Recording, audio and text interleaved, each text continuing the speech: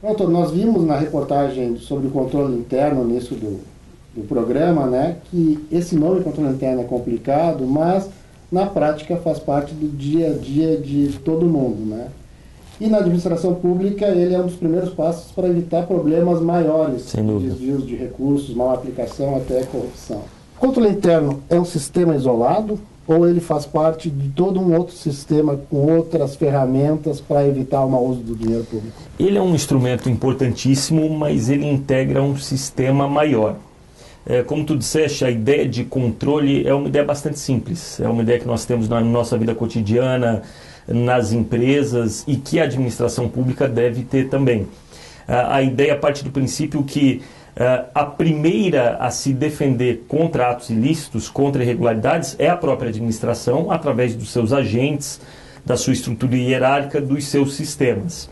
O controle interno ele é vinculado a órgãos externos e ao Ministério Público a partir do momento que as conclusões das suas atividades podem subsidiar, podem fornecer elementos para ações do Ministério Público ou do Tribunal de Contas.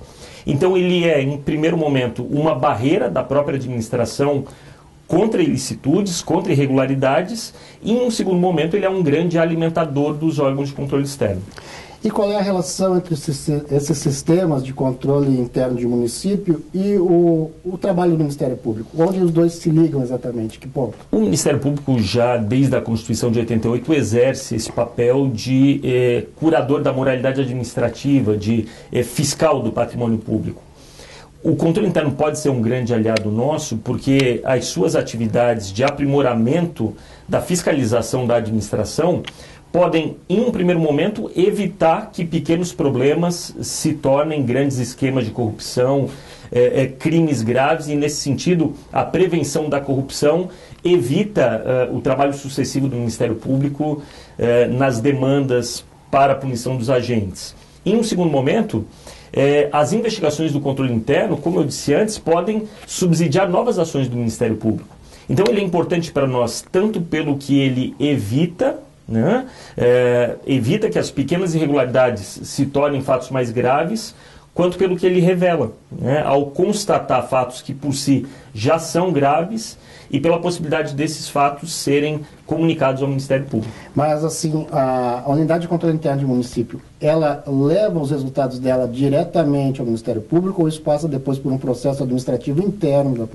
Como é que o Ministério Público toma ciência daquilo que foi detectado pelo controle interno e é de fato uma atribuição do Ministério Público completar a atuação? Esta comunicação deveria ser feita, Ângelo, à medida que a unidade de controle interno detecta algo grave, passível de atuação do Ministério Público, esta comunicação deveria ser feita. Agora, com a lei anticorrupção, que pune os atos irregulares praticados por empresas, o controle interno de cada município do Estado tem o poder de instaurar um processo de apuração dessas irregularidades e punir ele próprio administrativamente a empresa envolvida no ilícito.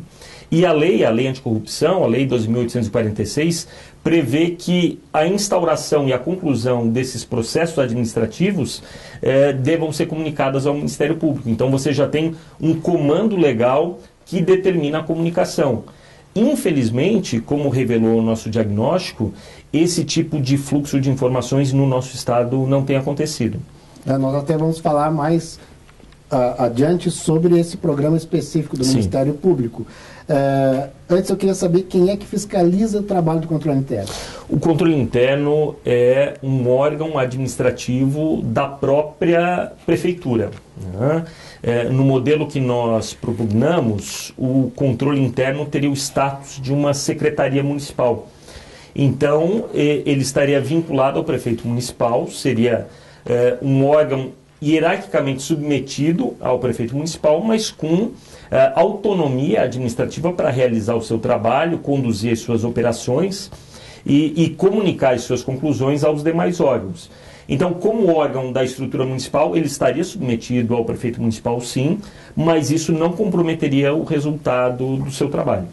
E que tipo de crime ou atos de improbidade normalmente são detectados pelo controle interno?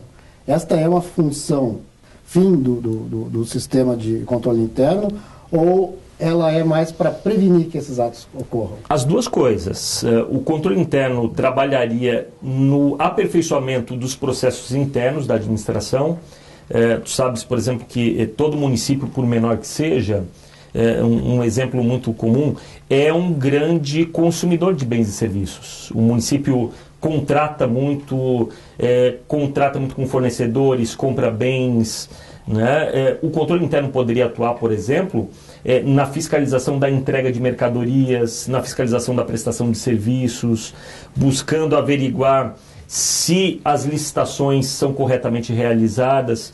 Então, ele tem este papel de prevenção, mas ao mesmo tempo que ele implementa uma fiscalização permanente a respeito da atuação dos outros órgãos de uma prefeitura ou do governo do estado, ele também se presta a identificar algumas situações ilícitas que podem ser muito graves.